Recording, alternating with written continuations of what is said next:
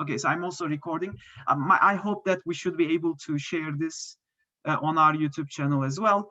Yeah, my name is Osman now, and I have a bachelor's degree in mathematics and a master's and doctoral degree in economics. And my full-time job is I teach economics and finance at college level. But I also have been actively teaching Olympiad math since 2008. And I really enjoy this. It has been, I had a chance to meet with some really brilliant students over the years. And those kids, those students now, I think my very first students, they already graduated from Harvard and MIT, and some of them are working at Google and some other really great companies. So sometimes I'm thinking as an instructor, as a teacher, I think I'm very lucky, like the most brilliant, the smartest kids, I have the chance to talk with them. And so it's been a really amazing experience on my end. Okay, so on your end, sometimes it seems like, especially after, oh wow, okay, so we have quite a few more people joining, so I just admitted them as well. Sometimes it seems like we don't know where to start from, right? So it seems like Olympiad math is somewhat very different than math counts. It seems like in the case of math counts, just after a few weeks of, or maybe a couple of months of preparation, you guys are very competitive already.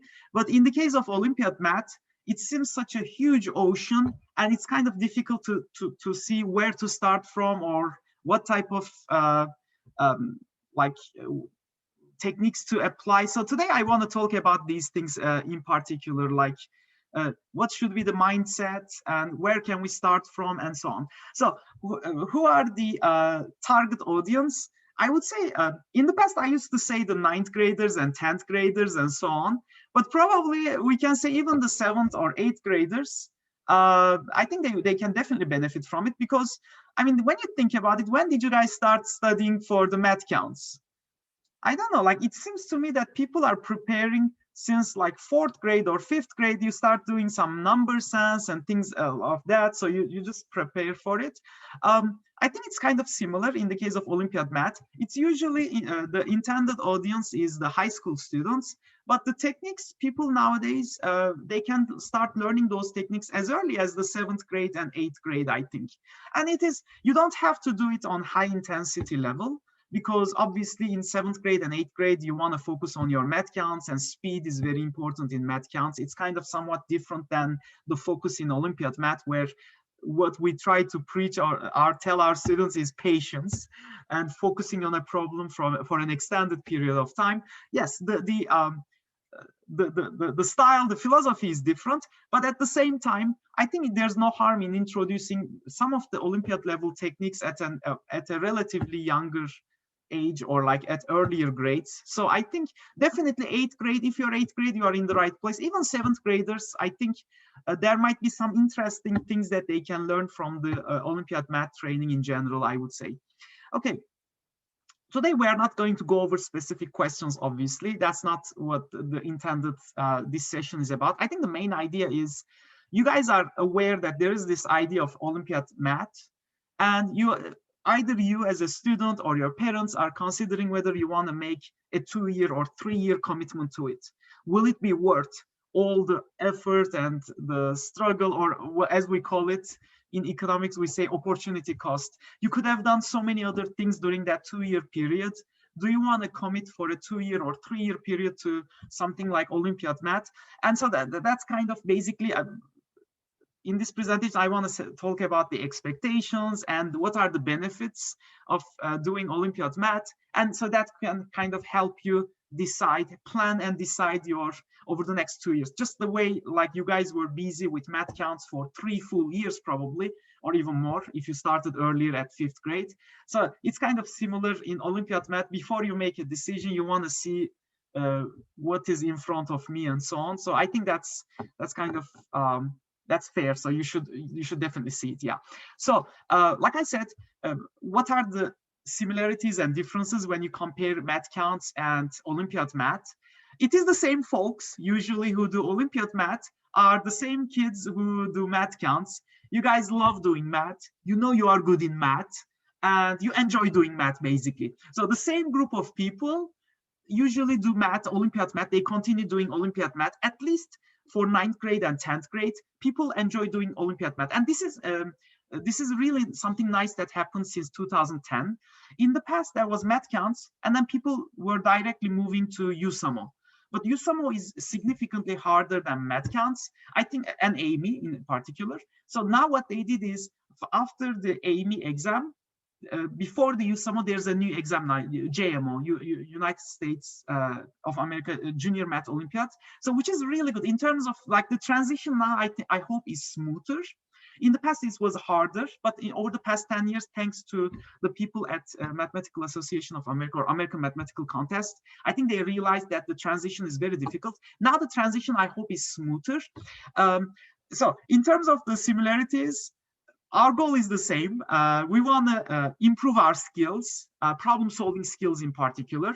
The problem styles are different, but at the end, there are some different type of math problems. There are some skill sets that we want to master by solving a lot of problems. Hopefully, when we master those skills apply to Olympiad math problems. Unfortunately, I mean, all those skills that you learned in math counts, they are great. They are transferable. They will still apply to Olympiad math.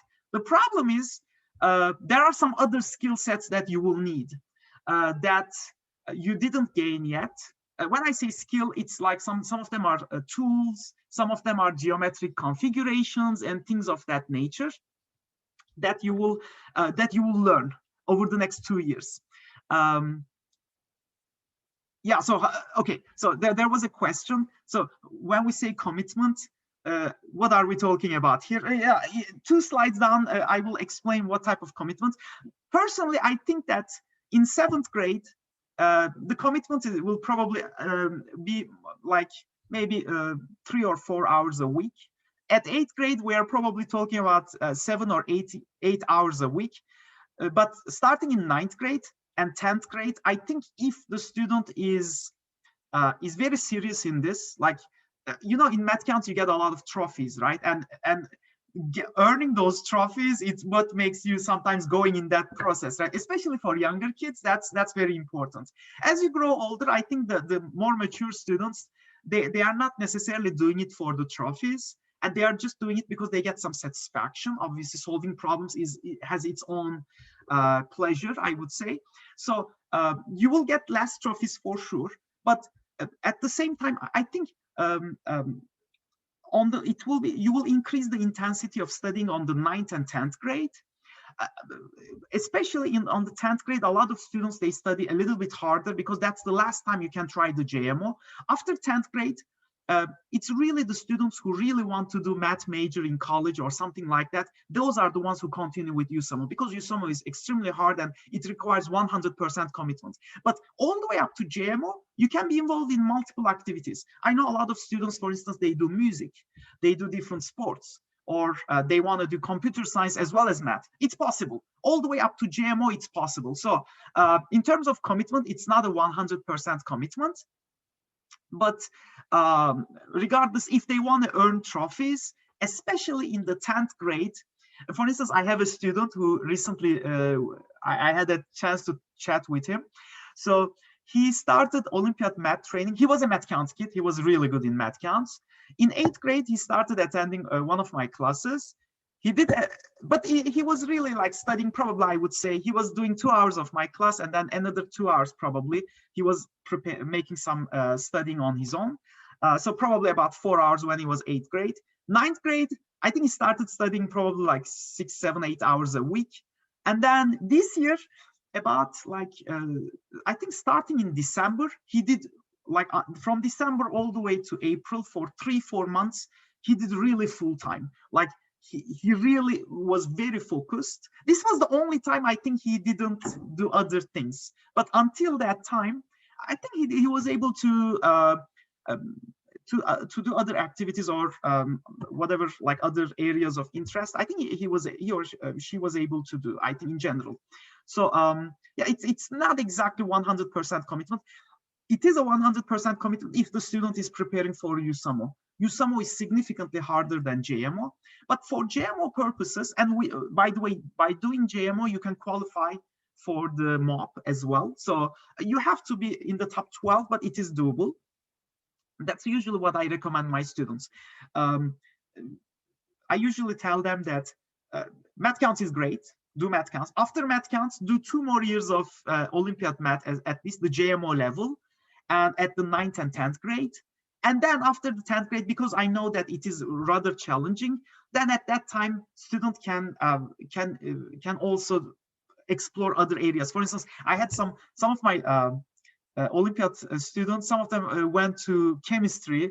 One of my students actually this year graduated from Stanford, and but he told me that it was great, like gaining all these skills in math. He was always standing out, and he got a minor in math, by the way. So that's usually what I would recommend my students. In 9th and 10th grade, continue doing Olympiad math, but at the same time, do something else next to it. It can be computer science, it can be physics, it can be linguistics, or whatever. It can be sports, like music, or if the student is really good in those areas. Yeah, that's something that I will also mention briefly in the upcoming slides as well. So there will be some new tool sets that students will learn for Olympiad math purposes, but that's pretty much it in terms of similarities with math counts. Now, the hardest part, and when we talk about the transition, the most challenging part for Olympiad math, like students who did math counts in the past, when they move into Olympiad math, the problem styles are changing. In math counts, they are seeking a number, like there's a question, a problem, and all they care is calculating a particular number. In Olympiad math, that's not true. In fact, most of the students, when they see the problem, they have a feeling about what the answer could be already, but the problem is to prove it, to convince others that that must be the answer. And usually, when you start writing a proof, I think in a 1.5 hour time, usually like solving the problem takes about like what? 20-30 minutes. The most, like the 1 hour, the remaining 1 hour that they need is really to write the problem in a nice way. And they will realize that as they start writing the solution to the problem, they start realizing, hey, there's a hole in my argument, or like they start realizing that there are some parts of their proofs which are still not complete. So that's something that we emphasize a lot when we do Olympiad math. Yes, the thinking process, the critical thinking skill is very important, but at the same time, the writing is also very important. So something that is totally absent in math counts. In math counts, we brutally bash the problem, get a number, and that's it. No one cares how we solve the problem. Oftentimes, we can even guess the question, the answer to the question by just experience, but Olympiad math, in that sense, it's totally different. Guessing the answer will get you 0 points out of 7. All right. Obviously, students will learn how to think deeper on a problem. Especially the part that I can just briefly mention is if you're solving a challenging problem at hand, and you in 1.5 hours, you will be surprised to see how many different ways you guys can think of trying to approach the problem. And suppose that 1.5 hours you tried a problem, or maybe 3 hours, you worked on a problem and you failed eventually. And you listed all different methods that you tried. Now, what is interesting is later on, if you go to like a forum page like AOPS forum for that particular problem, and you see how other people approached that problem, how they try to solve, you will be surprised to see that most of them, whatever like approaches that you started working on a problem and then later on you felt like you failed, you see that, hey, there's another person who started the same approach but didn't fail. Why didn't he fail? And then you read other people's posts, how they solved the problem, and you learn a lot of insight from that. So there's a lot of feedback. So you try to solve the problem, you fail, you try another way, and hopefully you succeed. But even if you succeed in solving the problem, you want to learn why you failed in the other method, what was wrong in the other method.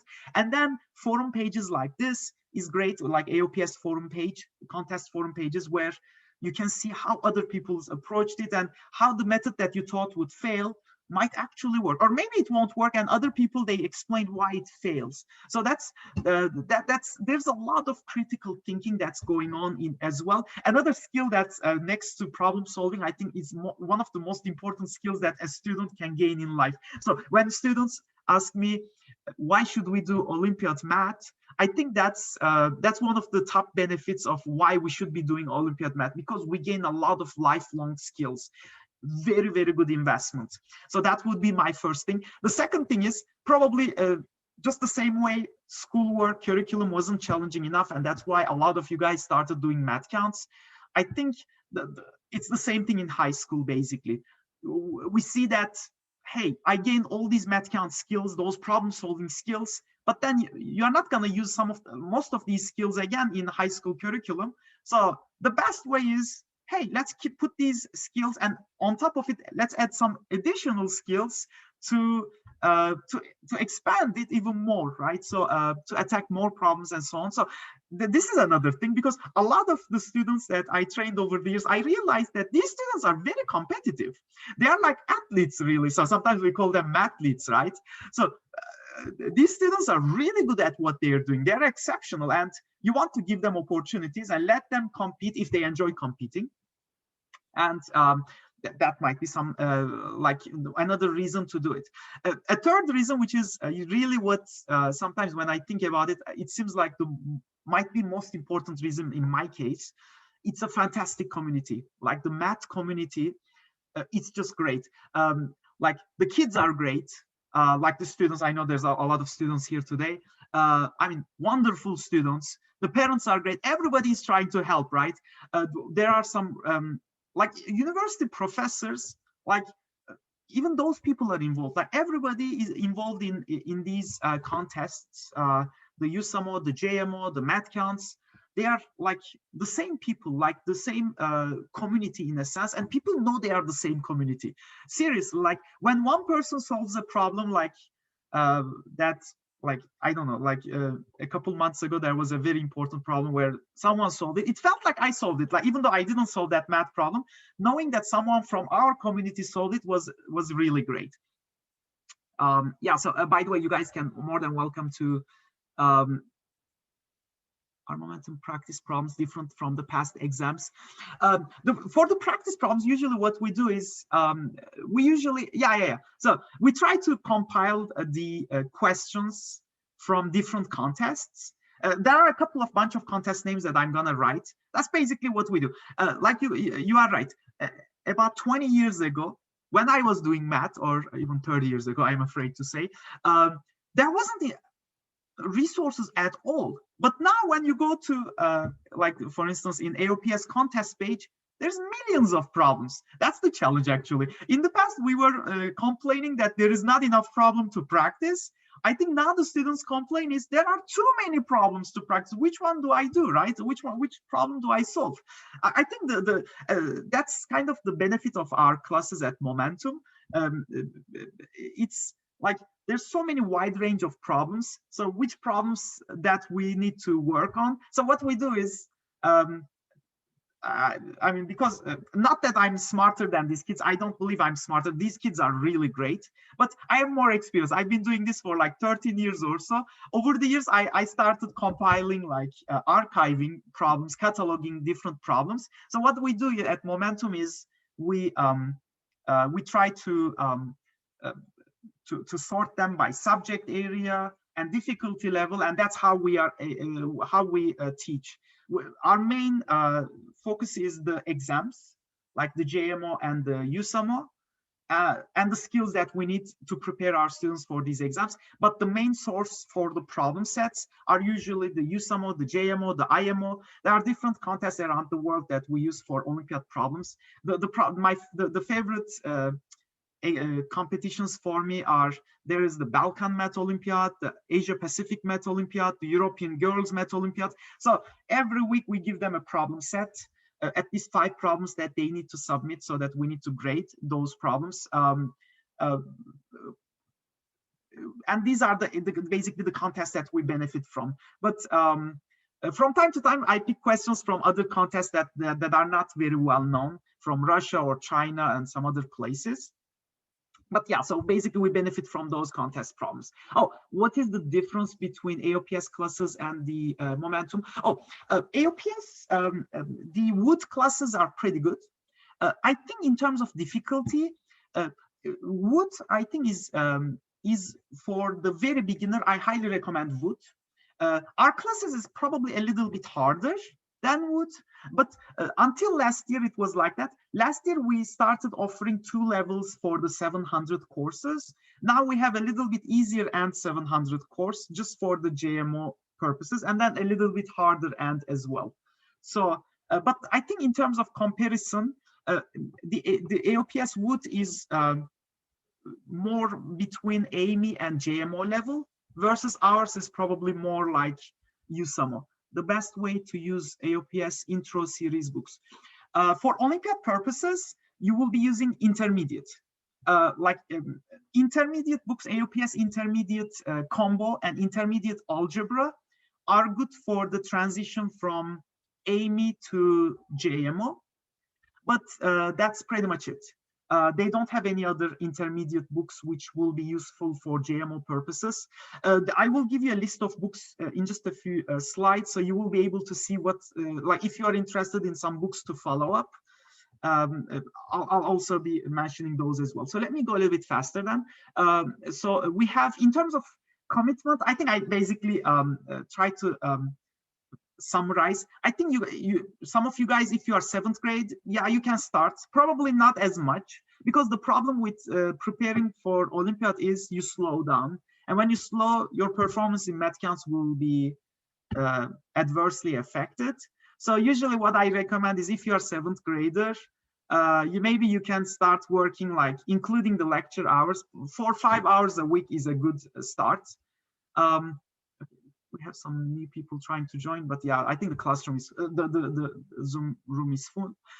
In 8th grade, you can start, like, increase the intensity maybe, and finally in 9th and 10th grade, depending on if you really want to qualify for the MOP, the summer math program, like you for maybe like before the exam, for a 3 or 4 month period, you might have to 100% commit. But until then, you don't have to.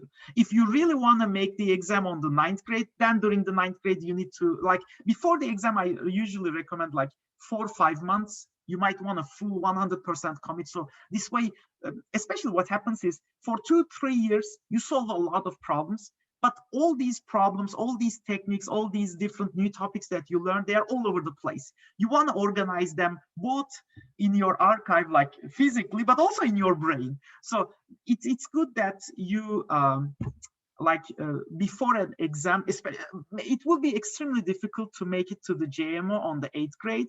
But I think 9th grade, especially if you have prior 1 year preparation or 2 years preparation, is doable.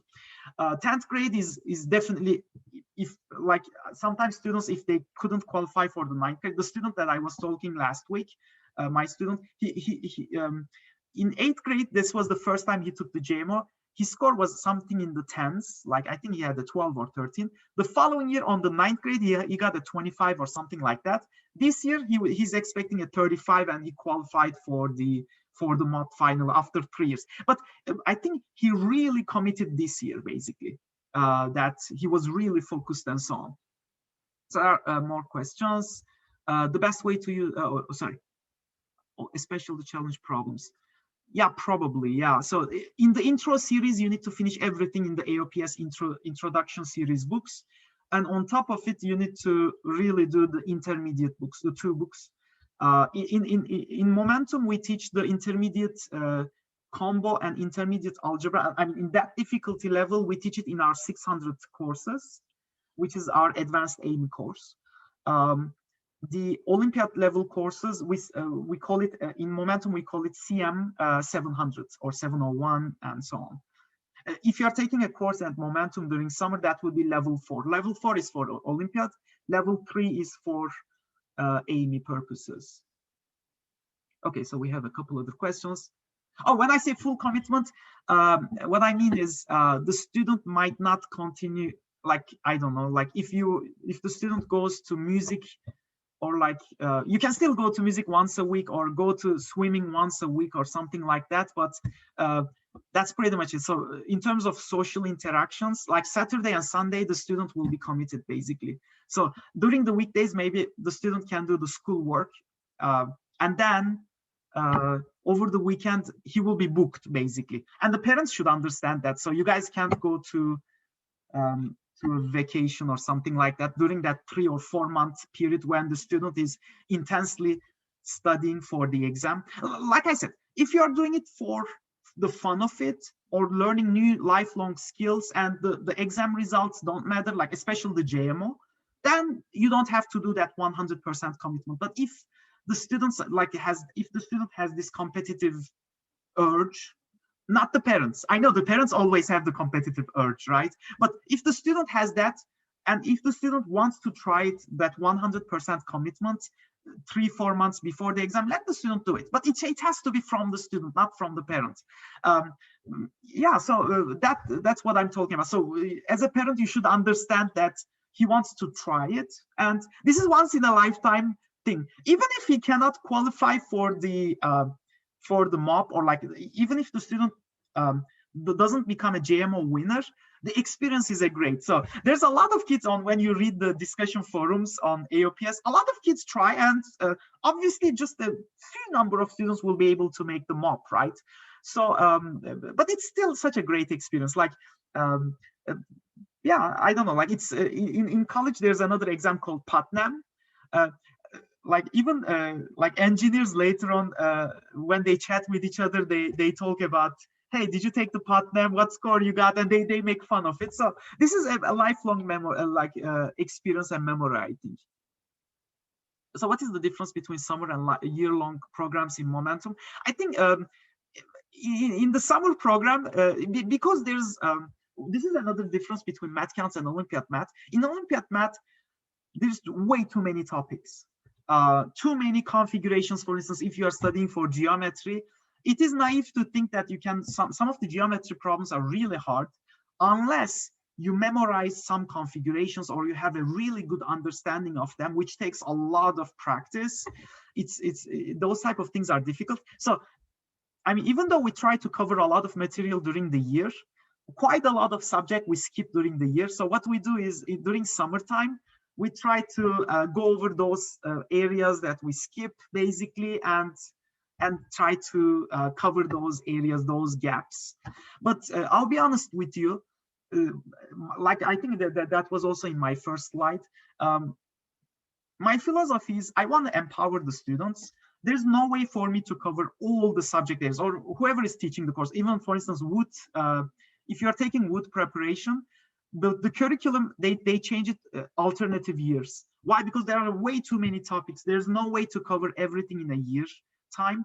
So in my case, what I do is, even if I cannot cover a topic during an actual class, I tell my students, hey, I'm skipping this topic, but for those of you who want to learn more, or if you are really like competitive and you want to learn this, so I try to give them the sources and I tell them, hey, what topics we are skipping. But that's kind of my philosophy. So during summertime, it's a good opportunity to quickly review the material we do during the year, but also like if there are any things that we skip, because like I said, way too many topics. You can study geometry for 2 full years if you want. There are so many, but obviously we have 4 topics, so it's very difficult to cover everything basically. That's why those students who do really well, they cover a lot of topics, they solve a lot of problems. Yeah, so there's no shortage of problems. If you want to be like focused. Can I close the door? Sorry, my son just walked into the room.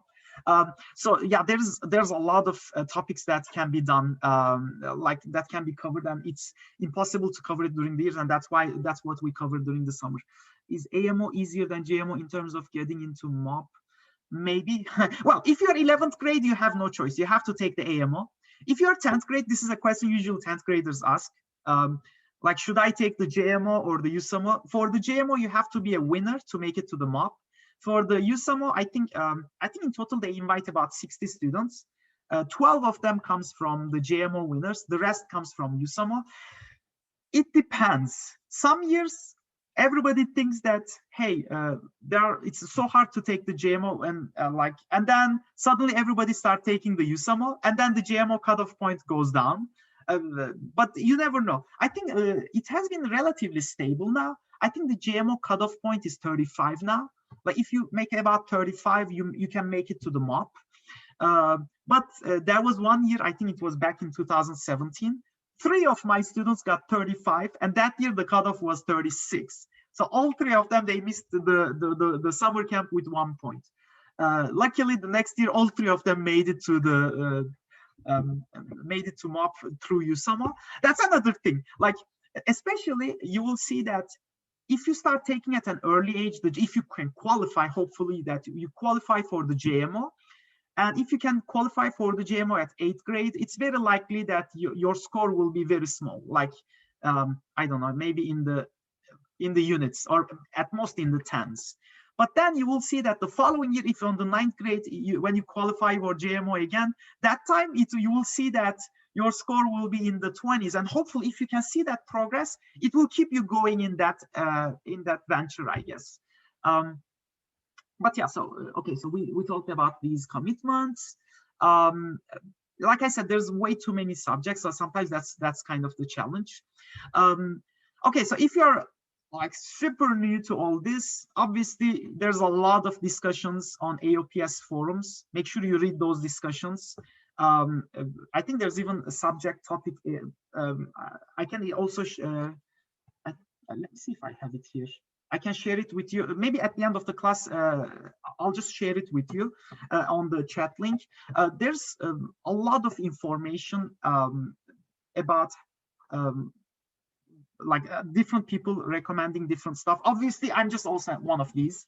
The good news is there's a lot of information. That's the good news. Compared to 10 years ago, like 20 years ago, there was nothing almost. Compared to 10 years ago, still a lot more information available. Now that, like, I understand the parents and the students, obviously there's a lot of different things you can be doing at the time when you can studying like Olympiad math, right? So Olympiad math is roughly, you are talking about 7-8 hours a week commitment. During that 7-8 hours, you could be doing so many alternatives, right? So that's the thing. So you guys need to attend sessions like this, and then read on AOPS forums, and eventually decide for yourself. So where do you see yourself? What skills you want to gain? For instance, if you want to become good in, I don't know, soccer, let's say, right? My son is doing soccer. So the reason I'm sending him to a soccer camp or soccer related events is because I want him to improve his team, like working with team skills, like interactions and leadership skills, those type of skills. If those are the skills you want to gain, then maybe Olympiad math, I mean, you can develop some of these skills, but not as much. The main skill you will develop will be very similar to the math counts. It will be problem solving, and especially after problem solving, critical thinking skills, critical and analytical thinking skills. It is really good to improve those skills. And secondly, like I was saying, if you really enjoyed the people that you've met doing math counts, and I think you will enjoy doing Olympiad math. And by the way, when I say Olympiad math, let me remind you that there's a lot of contests, and like even universities, they are doing, like, you know, I think like, for instance, we are in Sugar Land area, in Houston area. In Houston area, Rice University has a math tournament. University of Houston organizes a math tournament. Texas A&M University, which is like 1.5 hours from Houston, they organize. So there's a lot of events going on. So the people who prepare for Olympiads, they attend those events, and you can easily get trophies on these events as well. So it's about being involved in this community, I think. Another thing, advantage is sometimes, like, summer is a big thing, right? So in summer, if you want to attend different camps, there is tons of camps available for people who do math. Some of these camps, the main focus is learning college level math. Some camps, it's like contest type of camps. Some camps are research camps. So there's a lot of opportunities when you do math.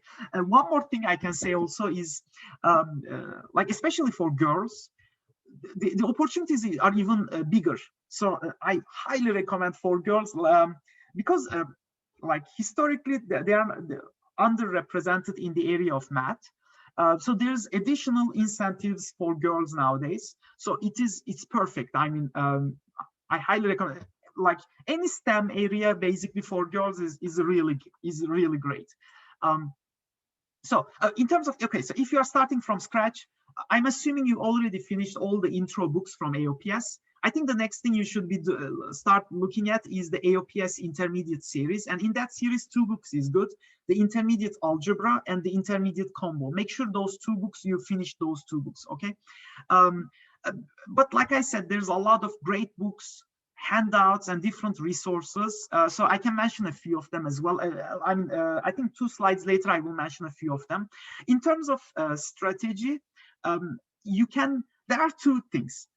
In order to boost your confidence, you can start studying from the subject areas where you feel the strongest. And when I talk to math counts kids, usually their strongest areas is counting, or as we call it, combinatorics. So for instance, that might be a good area to start working on Olympiad math. Usually the first topic to learn in Olympiad math related to combinatorics is related to computer science. So which is good. It's the idea of algorithms. And it is kind of such a smooth transition. And I feel like students, they usually enjoy that, because if, or for instance, geometry as well. There are some, if that's your favorite subject, I think that's a good way to transition into Olympiad math. Always start from the subjects that you feel a little bit confident. That's good. So that might be a good way to transition into Olympiad ideas. However, always be aware of your weak spots, right? So you don't want to just study geometry. If by just doing geometry, it's perfect, it's good, but you won't be getting the results in the contests, especially in the JMO. It's more or less a balanced exam. So for instance, the exam has 6 questions, 42 points. And if you want to qualify for the MOP, that's ultimate goal, I think, you need to solve 5 of the 6 problems. There will be at most 2 geometry problems in the exam. So if you keep studying just geometry or just combo, it won't do. So you have to be more or less a little bit more balanced, I think. So eventually you need to start working on your weak spots as well. So yeah, like I said, in terms of transition, the hardest part is the part where you focus on a problem for 1.5 hours. It will be painful. And I don't know what other people say. There's no way around it. I have had students, they don't like it because you are used to solve a math counts problem in 3 minutes, sometimes 2 minutes, buzzer rounds, like a few seconds, right? Suddenly we tell students, hey, okay, that was a great skill. Speed was a great skill. But now we are telling them that, well, you need to now learn how to stare a problem for an extended period of time. And when we say extended period of time, we're talking about more than an hour. And this is a challenge, but you can train your body and your brain. It's a new mindset for you. It will be painful, but I think the pain will be probably a few months.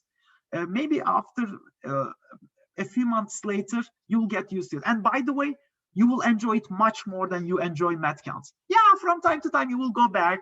You will do for the win and for the fun of it. Usually Olympiad math students, they do for the win to relax, right? So it's just like you play Uno to relax, something like that. Math counts problems are great to relax. And yeah. Okay, so do we have other questions? Yeah, I'm trying to go over my slides and answer the questions as well. 8th grader, am I too late? No, definitely not. Yeah, if you're 8th grader and you never did math contest before, let alone Olympiad math, the way you want to start is AMCs, yes. So I think there's more than 250,000 students taking the AMC in the US. So once you do well on the AMC, you will be invited to AIME, AIME. It's an invitational exam. I think they invite about 5,000 students across the US. So the pool is already significantly smaller. Like you have 1 every 50 students will be invited to the AIME. And once you make it to the AIME, 1 of every 10 students will be able to take the Olympiad exam. Like I think only about 500 students are qualified to take the Olympiads, the exams only. And among those 500 students, just the top 60 or so many students qualify for the summer camp. So yeah, it's a very competitive thing. But like I said, along the way you gain a lot of skills. I think it's the rewards us a lot. You don't have, like, I know a lot of students, some of my students, they didn't do it, they don't do it at all for the result, for the mob. Well, sometimes it follows directly as a byproduct. They do it for the fun of it. They enjoy what they are doing. Usually my role in those occasions, sometimes they overdo some of the subjects. For instance, one of my students 2 summers ago, I asked him what he did. He said he spent the whole summer studying one specific subject in geometry. So which, wow, I said, come on.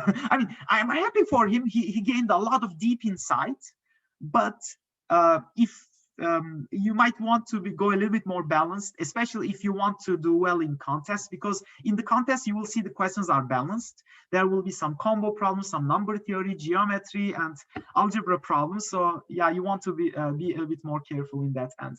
But if you are there for the fun of it and the love of math, yeah, there's a lot of very good stuff you learn. In fact, the harder and USAMO problems, some of the questions, when you read the official solutions are extremely tricky. But then later on, when you read the discussion forums, you realize that actually the way to solve it is to learn some college level math, especially abstract algebra or graph theory, which are really like college level. But obviously you can find some tricky solutions where you kind of hide the fact that you used calculus to solve the problem, right? But kind of in our classes, we try to show how to use calculus without saying you are using calculus and so on. But okay, okay, what else do we have here? Yeah, so and the last bullet here is that try to attend as many contests as you want. And if you're a student attending this session today, don't be shy to ask your parents to drive you around to different contests. We have a lot of students in Texas area. They go to HMMT each year. They go to California to different contests in California. There are some really great, and you do some sightseeing. It's like an excursion, and you meet with nice people. It's fun, especially the bus ride from Texas to Iowa every year. There was this ARML, which is pretty good. Like, even though it's so painful, like hours and hours of bus ride, the kids sleep on the inside the bus, but it is a memory. It's like they enjoy it a lot. So when you ask what was the highlight of the contest, they usually talk about the bus ride, basically.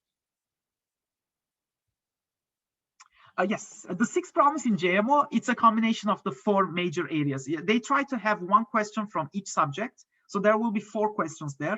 So the remaining 2 questions depends. Probabilistically, the remaining, like in general, I mean, we can check it. I didn't check it recently, but usually there's 2 geometry problems for sure. And maybe 2 combo, I would say, but I might be wrong. So 2 geometry, 2 combo, 1 algebra, and one number theory. Usually, now that would be my guess, but it might change. So you guys might might look at the trends in recent years. Usually there is 2 geometry problems. One of them is easy, one of them is hard. Because geometry, in terms of content, there's much more things to study. And it's relatively easier to study for the students because it's visual. I scored a 6 on the AME. I already got accepted by Awesome Math. Yes.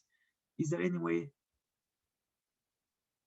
Yeah, so if you already scored a 6 on the AME this year, probably by next year, if you keep practicing, you'll get a 10. The problem is this: if you got a 6 on the AME, if you got a 6 on 6th grade, and you still got a 6 on the 7th grade, then you might need some additional stuff, the additional help.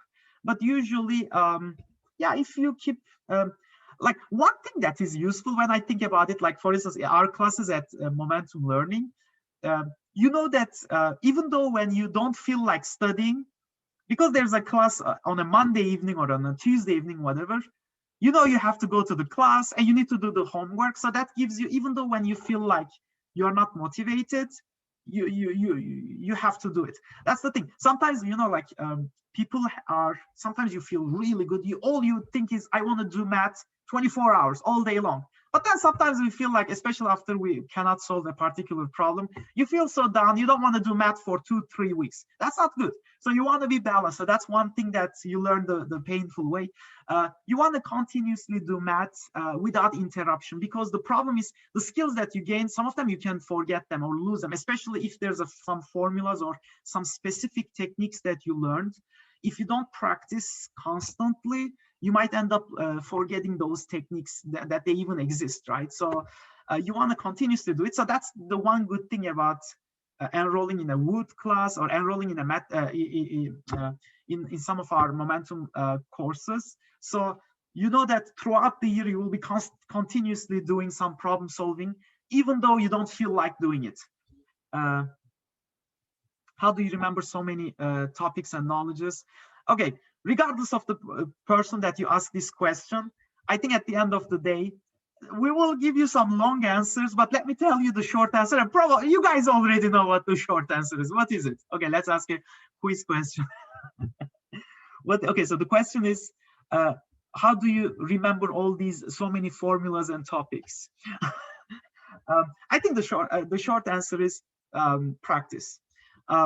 If you learn anything, you have to continuously solve problems. You will learn so many new techniques. I mean, from graph theory to programming to algorithms, like so many wide range. In geometry, we use there are so many advanced formulas and theorems and techniques and different configurations.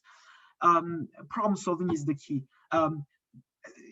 If you can make it a habit to solve probably about at least one problem every day before you go to bed, that's very important, so that you keep fresh. And if you have some weak areas, obviously you want to focus on questions on those weak areas, but once you more or less have some confidence that you covered the basic requirements at least, then I think the field is free. So this link that I have here, the contest page link here, it's a really good link. There are questions from all over the world. So you can just pick some random questions from different contests. There are some contests that I'm gonna recommend. Some contests are really good quality. Is Pre-Calculus a good book? Yes, Pre-Calculus is good. It will help you with Olympiad as well. The reason is trigonometry is important in Olympiad math, computational geometry questions. So pre-calculus is important, I would say. Even calculus is important, believe it or not. Especially inequalities, there's a subject called inequalities in algebra. Inequalities is basically optimization. They don't want to call it optimization because the moment you use the word optimization, you know that it means maximization, minimization, and it is calculus, right? So technically, you don't like, I mean, in your proof, when you write the proof, you are not gonna do calculus, but knowing calculus will give you a lot of intuition, because at the end of the day, I think it was in one of my previous slides that I kind of skipped. The key idea is the following. So you learn a new subject, right? A new subject in graph theory, let's say. The problem is, how do you relate that subject to the problem at hand, right? There's a divide over there. It's called, the way you gap that divide, like you bridge that divide, I should say, is intuition. So how do you gain that intuition? By solving more and more problems. And when you solve more and more problems over time, your brain, so when you see a new problem, you will try to relate it to some other problems you solved in the past. I think that's the way the brain works eventually. There are some different techniques that people usually recommend for learning. Like the top 3 techniques, I think one of them is note taking. Oh yeah, I know math count kids, they hate taking notes. Obviously, why? Because taking notes slows you down, right? That's not a good technique for math counts purposes, but for Olympiad math purposes, note taking is very important. So you want to make sure that, I mean, don't spend too much time on having a good handwriting, but as long as you understand your own handwriting, you want to be organized in Olympiad math, because there are a lot of topics, and more or less, once you solve a problem, for suppose that today you solved a geometry problem, you want to put it next to at least into a folder where you solved previously some geometry problems. And from time to time, you can revisit, especially if the problem was hard or if there was a special technique that you learned while solving that problem. You want to, for instance, it's an Olympiad inequality, and suddenly you learn this technique called tangent line technique, which is kind of a weird technique because it deep down there's a lot of calculus going on, but the technique somehow is able to to do it without actually showing the calculus. So that's a new technique. So you don't want to forget it. So you want to keep it in a folder where being a little bit organized is good, but don't spend too much time on trying to write good handwriting. All right. But obviously it should be good enough for you to understand your own handwriting. So make sure to put notes, especially if a question, you learned a new skill, put an asterisk next to it or use another color. Make sure you have a lot of different colored pencils or pens, and put it into your folder. So later on you will make use of them, because eventually this looks like a marathon. A marathon is, or a triathlon or whatever you call it. Like a marathon is long. Math counts, like I said, in 3 months, you are ready. Some students in 3 months, they are ready to do competitive math counts. In Olympiad, the least, I think you need about 1.5 years. The fastest students will take at least this much time to learn the techniques involved and some of the subjects that are not covered in math counts. So you are talking an additional 1.5, sometimes usually 2 years preparation. So this is a marathon, and you want to be sometimes a little bit organized. Yeah. So in ALPS intermediate courses, there is no course for geometry. I know, right? So I think the best intermediate books is the Intermediate Algebra and Intermediate Combo. There's not even a book in Intermediate Number Theory or Geometry. Could you recommend a good book? Yes, I have my recommendations coming up next. So let me go a little bit faster. I have the three more slides actually, and yeah, I will finish it at the hour. And in the end, if there's more questions, we can definitely answer those as well. I can go a few minutes extra time. Okay, so one question that students also ask is, how do I know I make a progress? Because in math counts, you studied 3 months, and 3 months later you start getting trophies, right?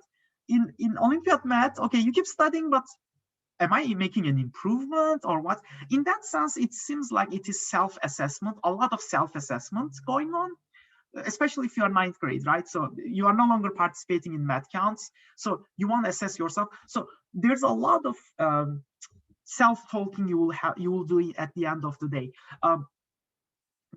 Obviously you will ask those questions like, are you able to, like for instance, even if you couldn't solve a problem, when you read the solution on AOPS discussion forums, are you able to understand the arguments? If you're not, then it means there are some weak spots in the foundations. You want to make sure you fix the foundations, right?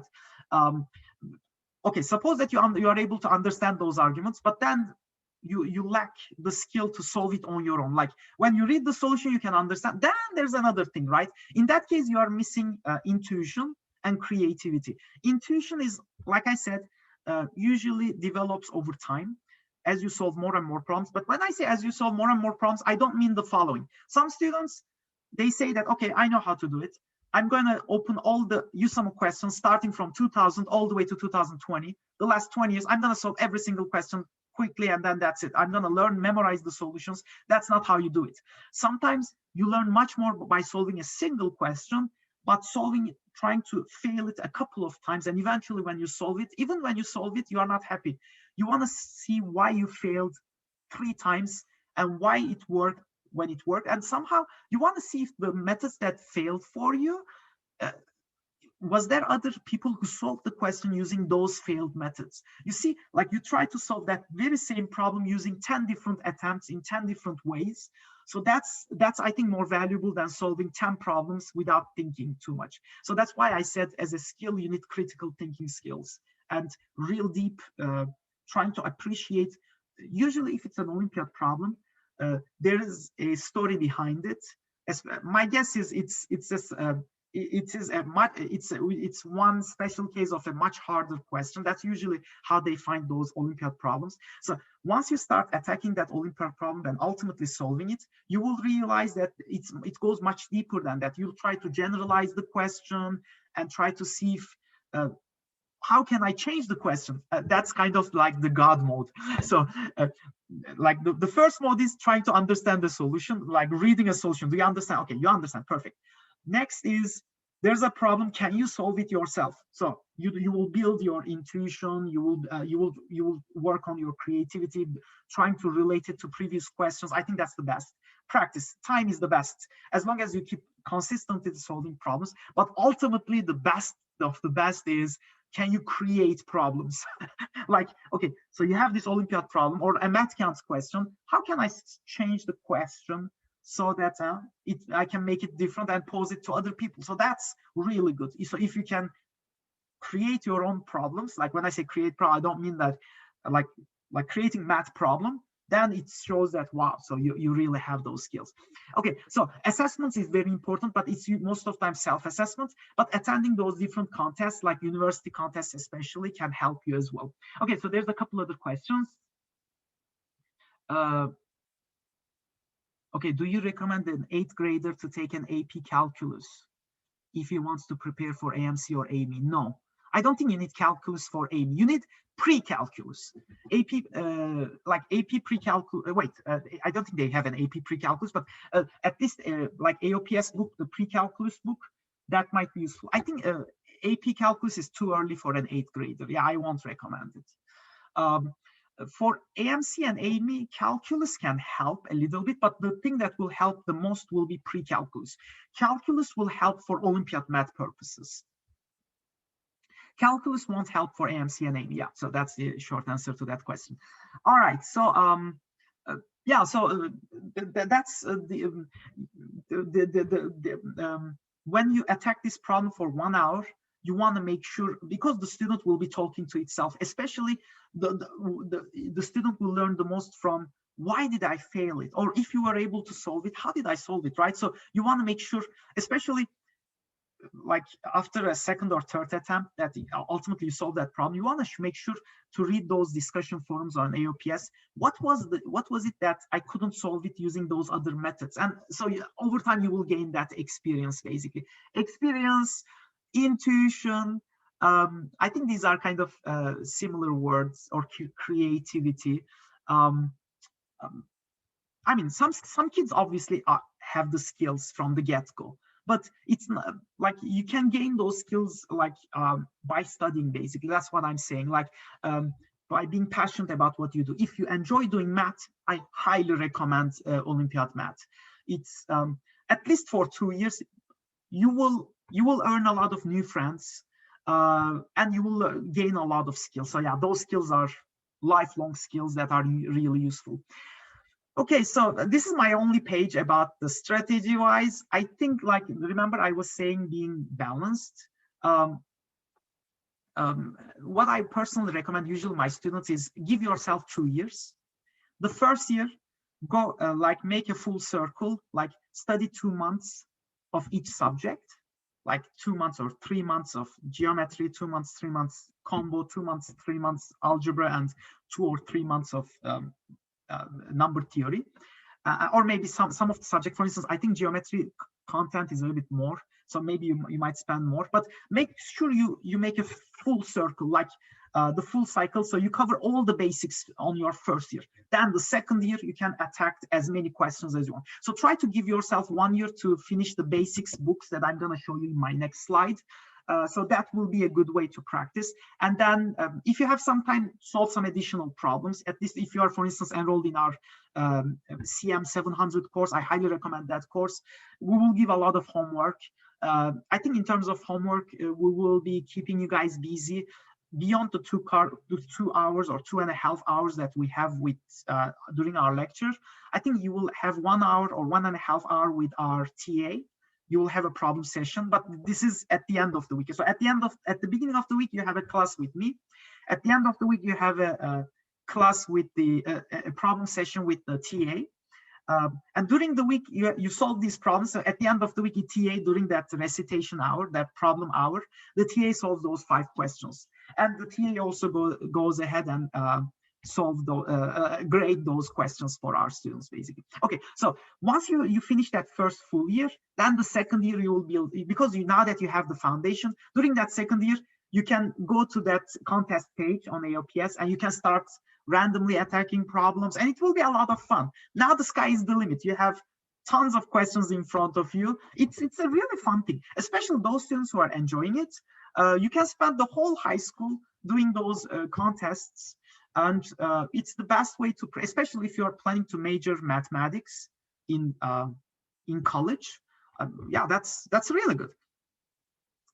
Okay, so in terms of the sources that I recommend, these are usually these sources have treated me well over the years. So these sources I can recommend in your first round. So obviously the contest page is great if you have some background, but if you still are very new, so what I would recommend is these red sources. All right. So for geometry, make sure you finish the first 5 chapters of Evan Chan's book, Euclidean Geometry for Math Olympiads.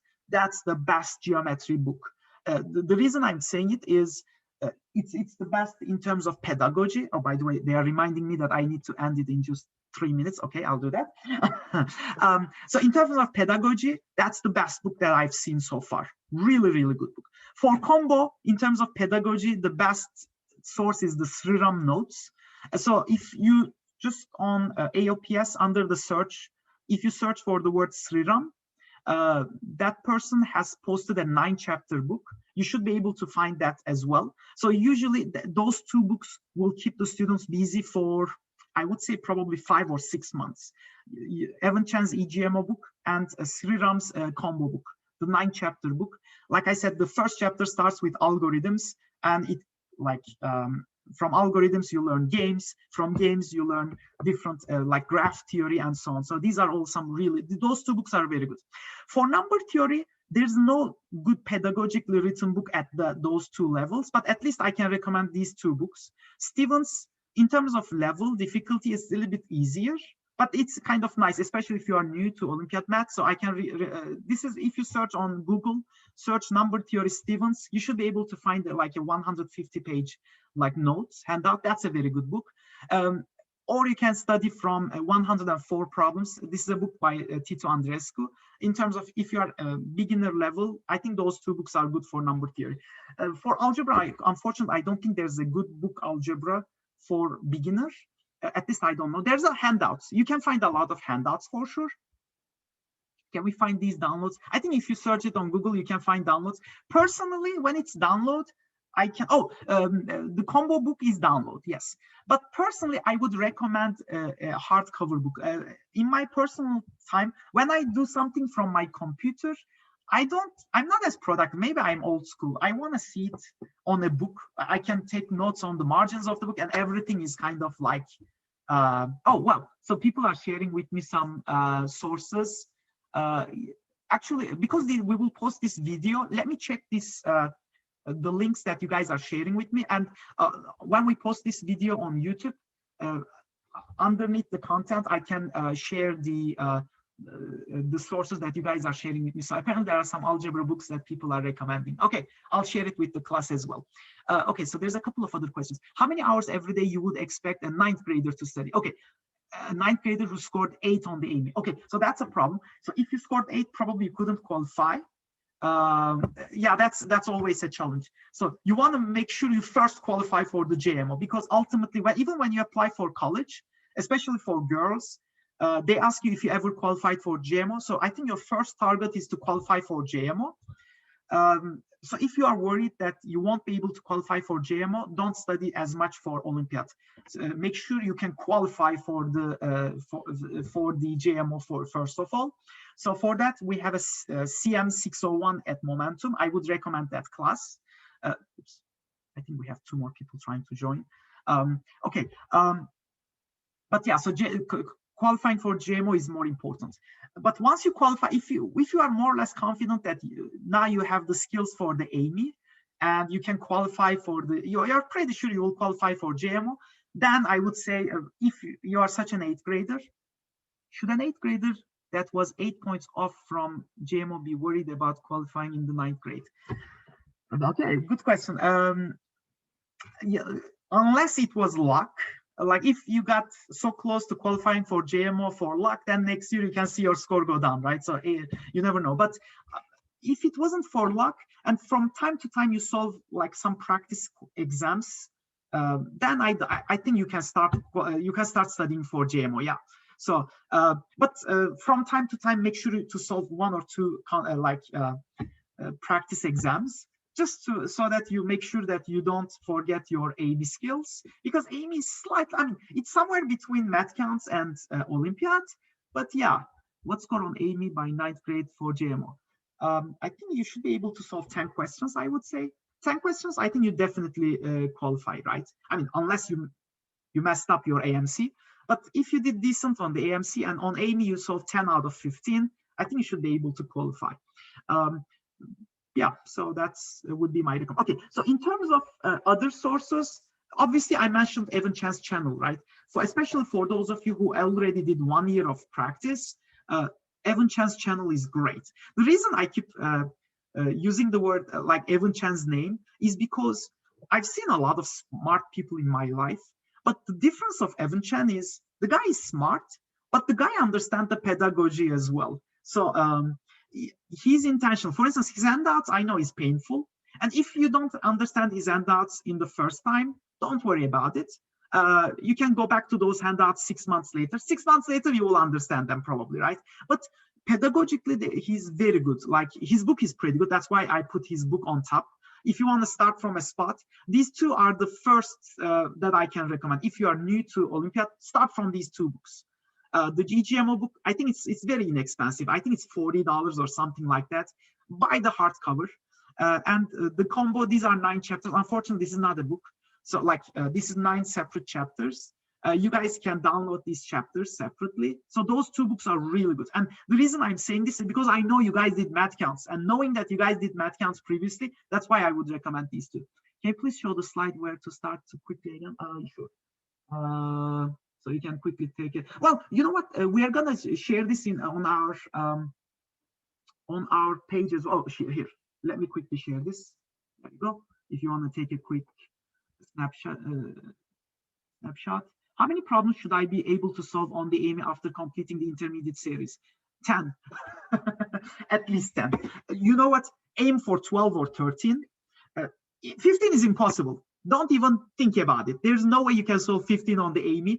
14, even like I think I've rarely seen people who did 14. Usually the best students, like 10th and 11th graders, they usually do 12 or 13.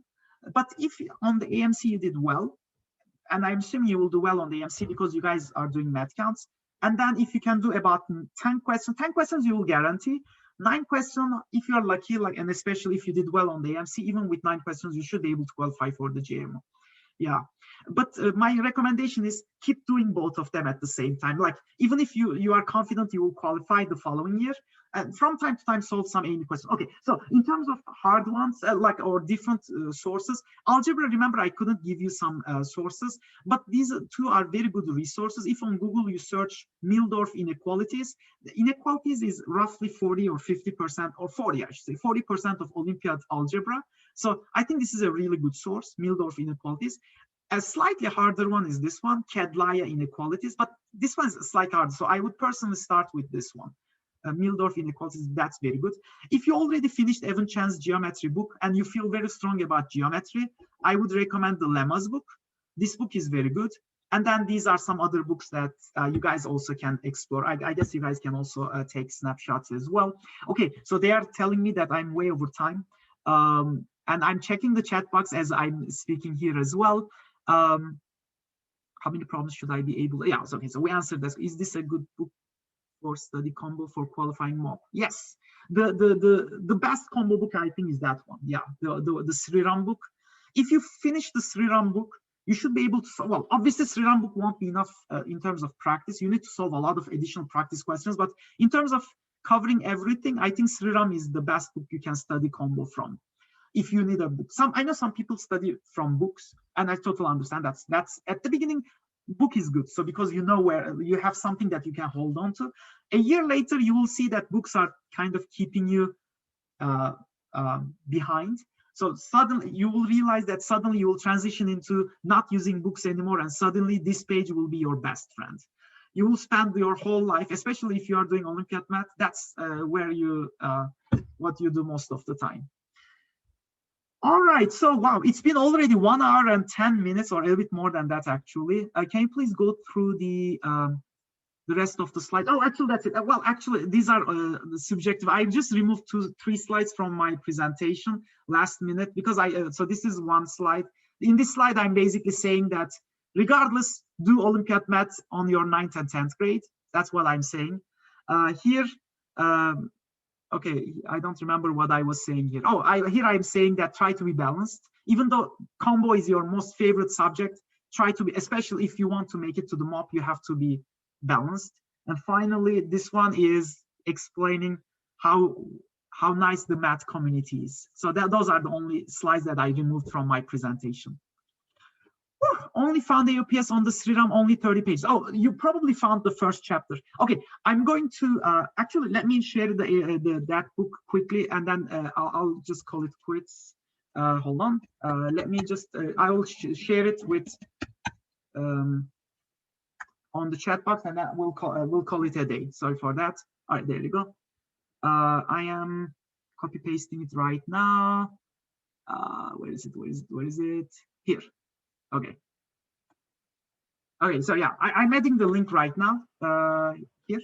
And in this link, okay, so hopefully you saw the link. It is the post number 1.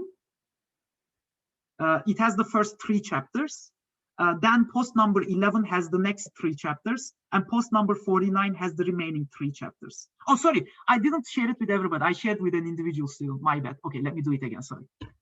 Here you go, here you go. Okay, now everybody saw it. Post number 1, number 11, and number 49. That's a good combo. Oh, and then the Mildorf book. Thank you to Helios. He shared the Mildorf book with everybody. Okay, awesome. So thank you guys so much for joining today. And like I said, oh, sorry. If you guys are interested, I can quickly show you the courses that we have in summer. The slide, Miss Nal was telling me to share that with you. So we have this one. I think these are the summer, wait a second. Oh, we have apparently a very good USACO training. If you guys want to, for those of you who are into computer science, this is a very good training that we have. And okay, so, and then apparently, oops, they have a couple other things. And this is, let me share with this one as well. Oops, I think you guys are able to see this one. Okay, let me make it slightly larger. Yeah, this is the schedule for our summer. You guys can, and during the year as well. I think this one is summer, to be honest. So my class is the session 4 classes. I usually give those classes. I think this year I will give half of the session 3 classes as well. If you are interested in taking classes from Momentum, so the classes are available here.